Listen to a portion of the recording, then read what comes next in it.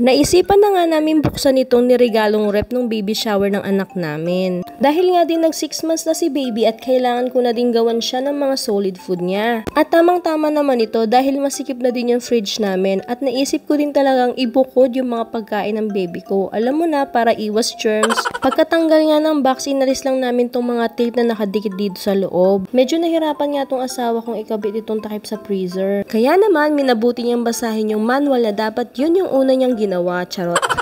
At sa wakas nga ay na-figure out niya na kung paano ikabit yung takip. Tinanggal nga din namin yung styrofoam sa ilalim at pinwesto na namin dito sa may tabi ng water dispenser. At ayan na nga, malinis na at pwede na lagyan ng laman. Ilipat ko nga tong mga breast milk na binigay sa akin dahil nga hindi ako pinalat magkaroon ng breast milk ay umasa na nga lang din ako sa ayuda. Napakabait naman nung nagbibigay sa akin dahil kapag madami siyang stock ng gatas ay binibigyan naman niya ako. Kaya nga din ako niregaluhan ng mini fridge ay dahil yun nga din yung bala ko sana kung sakali nga pinalad ako magkaroon ng breast milk, dito ko nga sana i-stock.